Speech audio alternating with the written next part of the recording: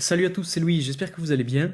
Comme vous le savez, on a connu la semaine dernière une belle poussée à la hausse de la part du Bitcoin avec le dénouement du pattern dont je vous parlais depuis maintenant plusieurs semaines. Et depuis quelques jours, on est en train de voir une vraie stagnation du prix. Alors l'objectif de la vidéo d'aujourd'hui est de voir ensemble pourquoi on a ce type de stagnation et surtout où est-ce que tout ça va bien pouvoir nous mener.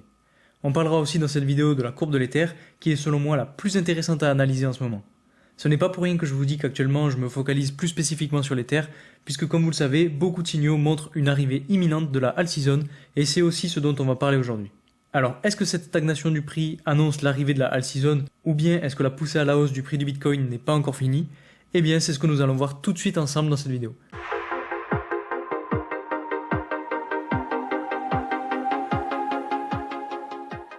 Avant de commencer cette vidéo, et comme d'habitude pour ceux qui ne me connaissent pas, je m'appelle Louis, je fais des vidéos sur toutes les thématiques qui tournent autour de la crypto-monnaie, donc si vous voulez en savoir plus et rester informé sur ces thématiques, n'hésitez pas à vous abonner. Aussi je vous rappelle que je ne suis pas un conseiller en investissement, toutes les informations que je vous donne en vidéo sont simplement à but de divertissement et ne concernent que mon avis personnel, donc faites bien vos propres recherches avant d'investir dans quoi que ce soit. Et aussi, info très importante, j'ai créé un canal Telegram dans lequel je vous poste tous les jours en avant-première mes dernières analyses de marché, mais aussi les dernières nouvelles les plus importantes à connaître sur le monde des crypto-monnaies. Je vous mets le lien en description, donc n'hésitez pas à aller le rejoindre. Pour ce qui est des dernières nouvelles concernant les cryptos, on n'a pas encore selon moi de nouvelles majeures qui pourraient sur du court terme causer de la volatilité sur le marché. La seule chose qui pourrait être la plus importante à connaître, c'est le fait que Binance n'est pas encore au bout de ses peines puisque dernièrement, l'exchange s'est retiré de plusieurs pays européens. Donc les relations entre l'Europe et l'hébergement de ce type de plateforme se trouvent assez compliquées. Donc potentiellement qu'on pourrait avoir des mouvements suite à ce type de nouvelles, si cela prend plus d'ampleur et commence à toucher d'autres plateformes, mais pour l'instant ce n'est pas ce qui me préoccupe le plus. Ce qui me préoccupe en revanche, c'est le fait qu'on entend partout que de plus en plus de pays veulent être de plus en plus fermes en termes de réglementation sur les cryptos. Donc d'un côté c'est une bonne chose car ça permet dans tous les cas de mettre un cadre et de ne pas laisser la porte ouverte à n'importe quoi, mais d'un autre côté, on sait que ce type de nouvelles entraîne souvent des corrections sur les cryptos. Donc c'est quand même un point à suivre de très près. Ceci étant dit, on va commencer par aller voir la courbe d'évolution du Bitcoin. Et pour faire cette analyse, on va rester sur l'intervalle journalier. Alors vous voyez que j'ai fait un petit peu de ménage sur les différentes courbes, même si j'en ai gardé quand même quelques-unes. Et justement, on va aller voir à quoi elles correspondent, car ça fait longtemps qu'on n'en a pas vraiment parlé. Alors pour commencer, sur du plus long terme, on a une espèce de canal haussier qui est identifié donc entre cette ligne de tendance là et cette ligne de tendance là. Vous voyez qu'on a pu valider cette espèce de ligne de tendance haussière avec le dernier point de contact qu'on a eu ici. Ensuite, on a un second canal qui cette fois-ci est un canal baissier qui est identifié donc entre ces deux lignes de tendance là et dont on est sorti il y a pas très longtemps, plus précisément donc la semaine dernière, avec une belle poussée à la hausse du prix. Cette sortie était en corrélation avec le rebond sur la ligne de support des 25 200 $, et pour ceux qui suivent mes vidéos régulièrement, vous devez très certainement connaître cette ligne puisque je n'arrête pas d'en parler. Et comme vous le voyez, elle a extrêmement bien marché. Et enfin, la dernière ligne dont je voulais vous parler, c'est la ligne de résistance située à 30 000 $, qui a stoppé net la poussée à la hausse et avec laquelle on bataille depuis maintenant quelques jours. Il existe aussi 3 autres lignes intermédiaires dont je parlerai plus tard dans la vidéo et qui sont situées à peu près ici. Donc finalement, une fois qu'on a ces lignes, on a quand même déjà une bonne base. Maintenant, pour ce qui est de la suite, on va essayer de voir ce qui pourrait bien se passer. Et bien selon moi, on a 2 scénarios. Et restez bien jusqu'au bout car je vous donnerai mon avis sur le scénario le plus probable. Donc le premier scénario serait que le prix soit en train de former une espèce de drapeau. Donc si j'essaye de le tracer, on pourrait avoir le mât qui serait identifié ici. Je vais essayer de zoomer pour que ce soit plus clair. Et donc le drapeau en lui-même qui pourrait potentiellement être à peu près ici. Et donc si on a cette espèce de pattern en drapeau, ça signifierait que potentiellement le prix pourrait rebondir encore une fois et aller encore plus haut pour venir toucher la ligne de résistance des 35 000 $. Puisque je vous le rappelle, pour avoir une idée de la poussée à la hausse que pourrait faire cette espèce de pattern, il faut simplement superposer donc la précédente hausse, donc le mât, sur la fin du drapeau, et ça nous donne une estimation de là où pourrait s'arrêter le prix. On aurait donc un scénario haussier, et c'est un scénario qui pourrait très bien s'entendre. Puis le second scénario est plutôt un scénario baissier, puisque le prix est sur une espèce de grosse ligne de résistance, et ce qu'il faut regarder, c'est un indicateur que j'utilise très souvent, et c'est le RSI. Et vous voyez que sur le RSI, on est monté très haut dans les zones de surachat, et maintenant, on est en train de passer en dessous de la zone de surachat. Et ça, c'est très bon signe pour analyser le marché, car généralement, quand le RSI retourne sous les 80, alors cela signifie qu'on va continuer de descendre. Si on essaye de voir comment ça s'est passé juste avant, à plusieurs reprises, le RSI est passé au-dessus de la zone des surachats, puis retourné, et à chaque fois qu'il y est retourné, donc vous voyez ici, on a l'exemple, il a continué de corriger. Donc selon moi, c'est l'indicateur le plus fort qui me fait me positionner, et qui me fait dire que le prix du Bitcoin pourrait connaître une correction. En plus de ça, ça pourrait donc profiter aux altcoins et donc lancer la alt season. C'est donc le scénario que je privilégie, et d'ailleurs ça m'intéresserait beaucoup d'avoir votre avis en commentaire, donc n'hésitez pas à me dire quel scénario vous envisagez le plus, donc est-ce que vous êtes plutôt haussier ou baissier. Et enfin, pour aller plus loin dans l'analyse, je voulais tracer un Fibonacci sur toute la hausse pour voir un peu où pourraient être les futurs niveaux de support. Donc si je le trace, on aurait à peu près quelque chose comme ça. Alors déjà la première chose à voir, c'est que le prix est en train de se faire supporter par le niveau des 0,236 de Fibonacci. Comme vous le voyez, ici on a plusieurs mèches qui sont venues taper sur ce niveau de support. Et la deuxième chose, c'est que les prochains niveaux de support correspondent presque parfaitement avec les différentes lignes que j'ai positionnées auparavant. Et au passage, ce ne sont pas des lignes qui datent d'aujourd'hui, vous pouvez aller regarder mes précédentes vidéos, elles existent depuis déjà un bon moment.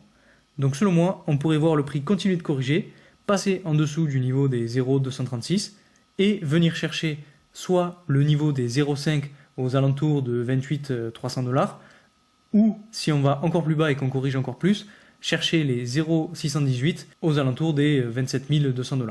Ce sont vraiment donc deux targets que j'ai identifiés et je vais d'ailleurs sûrement entrer dans un trade très prochainement. Au passage, je vous rappelle que pour ceux que ça intéresse, vous avez moins 10% sur tous vos frais en utilisant mon lien de parrainage pour la plateforme BitGet. Pour ceux qui ne connaissent pas, c'est une plateforme d'échange qui est très intuitive et qui peut être utilisée par tout le monde, que vous soyez débutant ou non. Donc si ça vous intéresse, n'hésitez pas à vous inscrire avec mon lien, ça vous permettra de payer moins de frais et c'est aussi un moyen de soutenir la chaîne. Pour en revenir à notre Fibonacci, on a donc selon moi une correction sur le Bitcoin qui va se préparer et qui pourrait amener le prix aux alentours des 28 300 $ ou des 27 200 $. Maintenant qu'on a analysé la courbe du Bitcoin, on va aller voir celle de l'Ether et croyez-moi, c'est là qu'il y a les choses les plus importantes à voir. Et donc pour faire cette analyse, on va là aussi rester sur un intervalle journalier. Alors là aussi j'ai fait un petit peu de ménage sur les différentes lignes pour ne garder que les plus importantes. Donc en gros vous avez 3 lignes et un canal à connaître. Donc le plus flagrant c'est bien évidemment le canal haussier qui se situe donc entre cette ligne là et cette ligne là. Ensuite vous avez une ligne de support située à environ 1300 $ qui n'est pas si importante que ça, d'ailleurs j'aurais même pu la supprimer. Vous avez bien évidemment la ligne de résistance qu'on est en train de connaître actuellement et qui est située à peu près 1910 $. Et enfin le dernier niveau de résistance qui est donc un petit peu ma target, qui est donc celui situé à 2100 $. Mais alors le plus important aujourd'hui ne se trouve pas sur ces différentes lignes. Ce que je voulais vous montrer aujourd'hui, et en fait ça me saute aux yeux maintenant que je l'ai vu, c'est ce qui se passe au niveau du RSI. Si on regarde un petit peu ce qui s'est passé la dernière fois qu'on a eu une espèce de stagnation puis une correction, c'est qu'on a vu un beau mouvement haussier de suite après. Et en fait, aujourd'hui, on est en train de reproduire un petit peu le même schéma que ce qu'on a eu entre le 10 mars et le 16 avril. Si on essaye de détailler un petit peu le tout, vous voyez que donc là, on a eu cette dernière correction qui a amené le RSI dans les zones de survente et qui ensuite a bien rebondi pour aller chercher la limite avec la zone de surachat et donc flirter pendant un petit moment avec cette zone pour avoir une correction et repartir à la hausse et cette fois-ci passer bien comme il faut dans la zone de surachat. Et en fait en parallèle, on a eu donc une belle poussée à la hausse du prix, puis une petite stagnation et une deuxième belle poussée à la hausse. Et en fait aujourd'hui, on est un petit peu en train de voir la même chose, c'est-à-dire qu'on a eu, suite à cette belle poussée à la hausse, une correction, une espèce de stagnation et une autre correction. Et en fait, cette autre correction nous a amené, comme précédemment, dans les zones de survente, pour nous faire rebondir et aller chercher la limite avec la zone de surachat, avoir une légère correction, et donc ensuite, potentiellement, qu'on aura notre stagnation comme celle qu'il y a eu ici, pour ensuite avoir une poussée à la hausse. Donc là, ce que j'ai matérialisé donc avec la flèche blanche, c'est en fait un copier-coller de la flèche bleue, et donc de ce qui s'est passé précédemment. Et si donc on analyse plus précisément, on a plusieurs étapes dans cette hausse. Déjà, la première chose à voir, c'est qu'on a cassé à la hausse donc la résistance des 1910 $. On est ensuite venu se reposer dessus, puis ensuite on a évolué petit à petit. On est venu chercher la ligne de résistance située à environ 2100 $ pour corriger un petit peu et repartir à la hausse. Et en fait, je ne sais pas si c'est un hasard, mais les angles de la courbe viennent parfaitement coller avec ces différentes lignes. Donc selon moi, c'est le scénario le plus probable, surtout si on entre en alt season. Et puis là, si ça se passe comme ça, alors vous pouvez être sûr que les autres altcoins ne tarderont pas à exploser eux aussi. Donc c'est le scénario le plus probable selon moi. Bien sûr, ce n'est que mon avis personnel, je peux me tromper, donc surtout n'hésitez pas à me dire ce que vous en pensez en commentaire. J'essaye vraiment de vous trouver les petits détails cachés dans les courbes qui font la différence pour qu'on puisse être en avance sur les autres. Donc j'en profite pour vous dire que si vous aimez mon contenu et mon travail, surtout n'oubliez pas de mettre un like sur la vidéo et de vous abonner. Ensuite, donc pour ce qui est de la dominance du Bitcoin, bon là il n'y a pas grand chose à dire de plus, si ce n'est qu'on est toujours en train d'évoluer dans le vert depuis les dernières semaines. Donc là, je le précise, on est sur des chandelles hebdomadaires. Donc le scénario que j'avais mis est toujours envisageable, c'est-à-dire qu'on aurait potentiellement une dominance du Bitcoin qui continuerait d'évoluer, mais encore pas trop longtemps, pour enfin connaître une correction, laisser la place aux altcoins, et donc ce serait à ce moment-là qu'on aurait notre all season. Et une fois que la all season serait passée, on aurait la dominance du Bitcoin qui viendrait chercher donc le haut du canal latéral qu'on aurait juste ici, et qui est donc croisé avec la tendance haussière qu'on a ici, pour potentiellement repartir à la hausse. Maintenant, pour ce qui est des ratios long-short, vous voyez que là aussi ça se précise un petit peu. On a de moins en moins de longs sur le Bitcoin et donc de plus en plus de longs sur l'Ether, c'est-à-dire que donc les liquidités sont en train de basculer vers les altcoins et donc notamment vers l'Ether dans un premier temps, ce qui est donc un des plus gros signaux, voire le plus gros signal qui montrerait qu'on serait sur le point d'entrer dans une all season. Donc vous voyez, il n'y a potentiellement pas que moi qui ai vu que le Bitcoin était en train de s'essouffler pour laisser un peu plus de place aux altcoins. Donc c'est très bon signe, et c'est surtout très bon signe pour le scénario dont je viens de vous parler pour l'Ether. Ensuite, si on regarde rapidement les liquidations, on voit que là, les personnes qui se sont fait liquider, c'était quasiment que des longs, donc sur les dernières 24 heures. Pour le Bitcoin, on a 24 millions qui se sont fait liquider, dont 19,89 millions de longs, pour uniquement 4,83 millions de shorts. Et pour l'Ether, on a une liquidation totale de 16,34 millions, avec 12,42 millions de longs qui se sont fait liquider.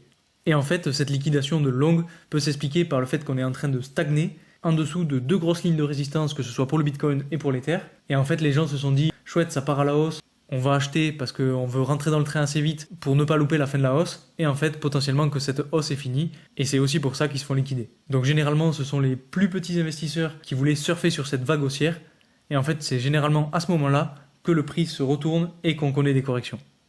Et enfin, pour ce qui est du Fear and Greed Index, bon là vous voyez, ça n'a pas bougé, on est toujours à 62, et c'est assez normal puisque bon, le prix est en train de stagner, on n'a pas eu encore de correction, notamment sur le Bitcoin, donc c'est normal, on reste à 62, on est toujours dans le greed, les gens sont toujours autant enthousiastes, mais attention, ça peut très vite changer.